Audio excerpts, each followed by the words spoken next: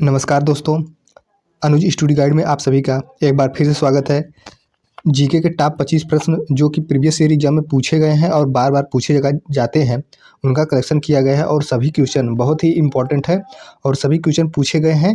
इसलिए आप क्वेश्चन को ध्यान से देखिएगा और उत्तर देने का प्रयास करिएगा। आइए क्वेश्चन को शुरू करते हैं। क्वेश्चन 1 है, जब बर्फ पानी के ऊपर तैरती है तब इसका कितना हिस्सा पानी के बाहर रहता है?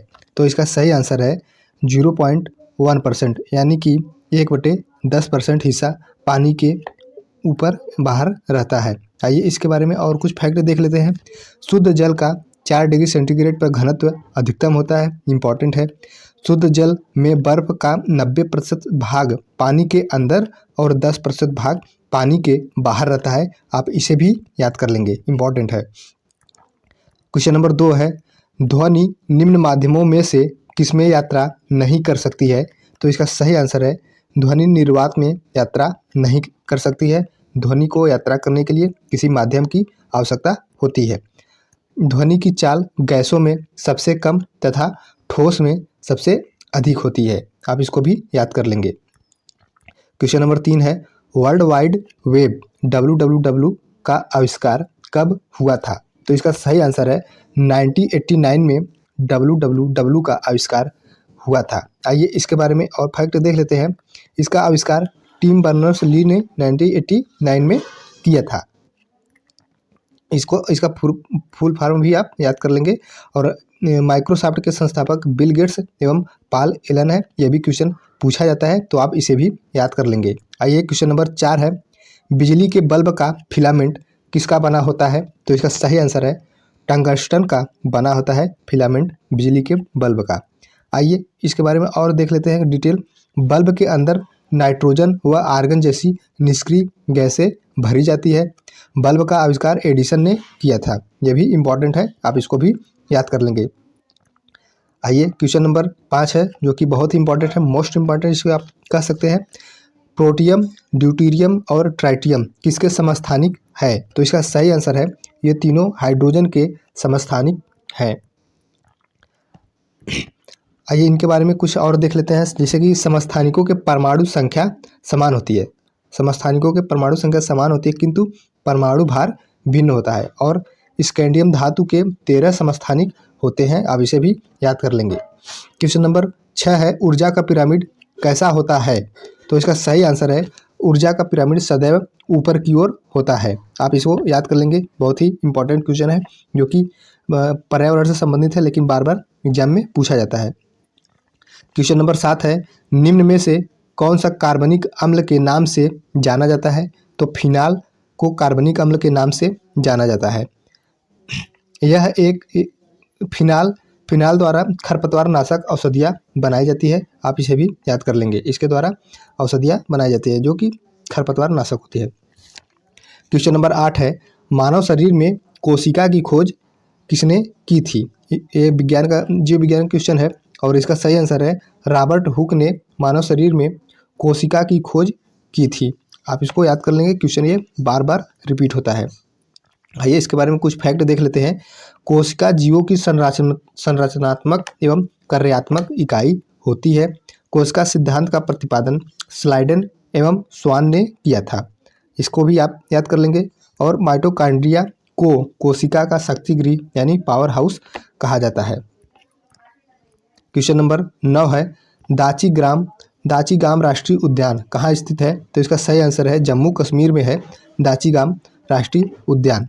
क्वेश्चन नंबर इसके इंपॉर्टेंट फैक्ट भी देख लेते हैं। जैसे कि राजा जी नेशनल पार्क जो है वो कि उत्तराखंड में है, और डम्फा नेशनल पार्क मिजोरम में है, और पिन वैली हिमाचल प्रदेश में है। ये तीनों इंपॉर्टेंट है, आप इसको भी जरूर से याद कर लेंगे। क्वेश्चन नंबर 10 है, पुष्कर मेला कहाँ आयोजित किया जाता है? तो इसका सही आंसर है पुष्कर मेला राजस्थान में आयोजित किया जाता है।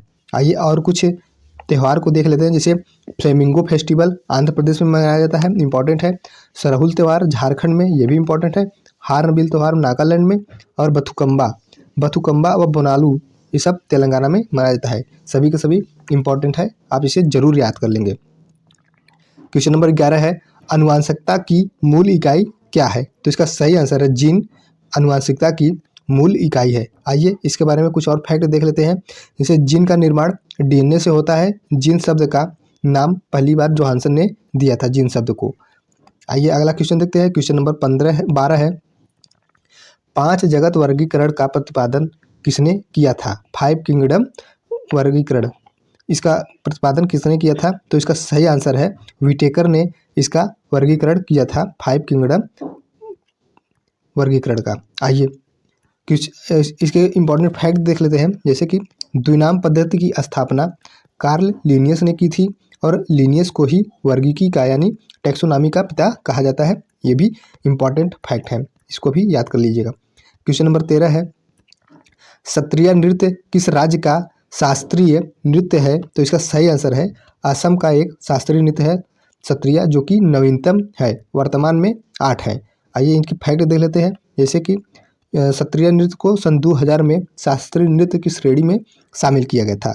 इस नृत्य के संस्थापक संत शंकरदेव हैं, और वर्तमान में 8 शास्त्रीय नृत्य हैं। इसको भी आप याद कर लेंगे, इंपॉर्टेंट है। क्वेश्चन नंबर 14 है, इंपॉर्टेंट है। जैसे कि दमयंती नामक पेंटिंग किसके द्वारा बनाई गई थी? तो इसका सही आंसर है राजा रवि वर्मा द्वारा दमयंती नामक पेंटिंग बनाई गई थी, जो कि केरल के रहने वाले थे। आइए और भी इम्पोर्टेंट देख लेते हैं। जैसे कि my mother painting Abanindranath Tagore ने बनाया था, ये भी इम्पोर्टेंट है, इसको आप जरूर से याद कर लेंगे। क्वेश्चन नंबर 15 है, धोती गमछा किस राज्य का स्वदेशी वस्त्र प्रतीक है? धोती गमछा किस राज्य का स्वदेशी वस्त्र का प्रतीक है? तो इसका सही आंसर है ये असम का एक प्रतीक है। आइए क्वेश्चन नंबर 16 देख लेते हैं। N extraordinary life an Indian destiny किसकी जीवनी है? तो इसका सही आंसर है यह एक सोनिया गांधी की जीवनी है।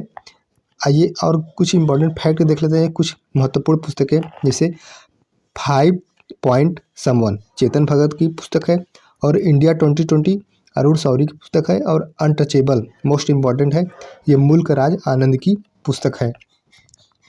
क्वेश्चन नंबर 17 है, मानव शरीर की सबसे बड़ी ग्रंथि कौन सी है? तो इसका सही आंसर है यकृत मानव शरीर की सबसे बड़ी ग्रंथि है। आइए इसके बारे में कुछ और देख लेते हैं। यकृत कार्बोहाइड्रेट, प्रोटीन एवं वसा का पाचन करता है, यानी इसके पाचन में भाग लेता है, और यकृत मानव शरीर से यूरिया का उत्पादन करता है। ये भी इम्पोर्टेंट है, ये भी पूछा जाता है कि यूरिया का उत्पादन कहाँ से होता है। आइए क्वेश्चन नंबर 18 है, देख लेते हैं। मानव त्वचा, बाल और आँखों को उनका रंग देने वाले रंजक को क्या कहा जाता है? तो इसका सही आंसर है मेलानिन कहा जाता है। क्वेश्चन नंबर 19 है, 1930 में किसने भौतिकी में नोबेल पुरस्कार जीता था? तो इसका सही आंसर है सीवी रमन ने 1930 में भौतिकी के लिए नोबेल पुरस्कार जीता था, और रमन प्रभाव की खोज के लिए 1930 में इन्हें यह पुरस्कार मिला था।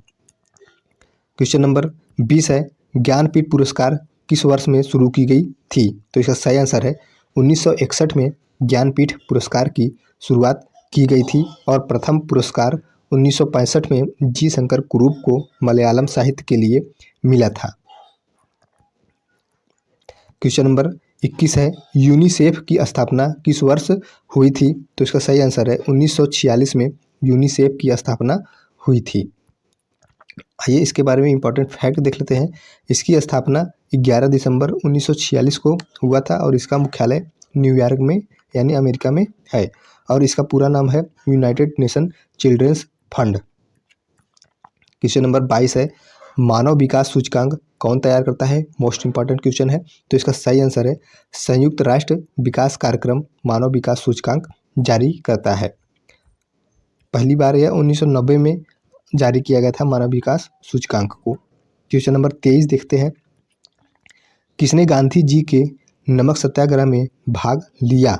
तो इसका सही आंसर है सभी, यानी कि सरोजिनी नायडू, राजकुमारी अमृता कौर और कमला देवी चट्टोपाध्याय, ये सभी ने नमक सत्याग्रह में भाग लिया था। मोस्ट इंपॉर्टेंट क्वेश्चन है, बार बार पूछा जाता है। आइए कुछ फैक्ट देख लेते हैं। जैसे कि दांडी मार्च को नमक सत्याग्रह के नाम से भी जाना जाता है। शुरुआत हुआ था 12 मार्च 1930 को साबरमती आश्रम से और अंत हुआ था 6 अप्रैल 1930 को दांडी में नमक को हाथ में लेकर। और इसमें 78 लोगों ने गांधी जी के साथ दिया और 241 मील पैदल यात्रा की। क्वेश्चन नंबर 24 है, जवाहरलाल नेहरू पुरस्कार। जवाहरलाल नेहरू पुरस्कार किस क्षेत्र में दिया जाता है?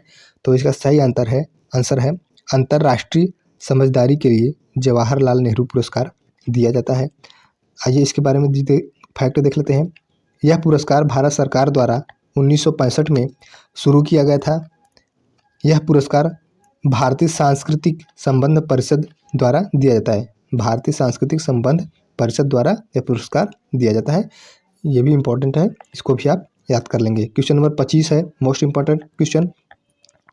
प्रतिवर्ष सुल्तान अजलन शाह कप कहाँ आयोजित किया जाता है? तो इसका सही आंसर है मलेशिया में आयोजित किया जाता है सुल्तान अजलन शाह कप, जो कि मलेशिया के एक खिलाड़ी थे सुल्तान अजलन शाह।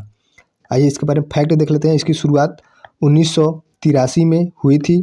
यह हॉकी से संबंधित एक हॉकी खेल से संबंधित पुरस्कार है। दोस्तों, आपको वीडियो कैसा लगा और 25 क्वेश्चन कैसे थे आपको कमेंट करके बताना है। और वीडियो अच्छा लगा तो लाइक जरूर कर दीजिएगा और चैनल को सब्सक्राइब कर लीजिए। ऐसे ही इंपॉर्टेंट क्वेश्चन हम आपके लिए लेकर आते रहेंगे। और चैनल पर आने के लिए आप सभी का दिल से धन्यवाद।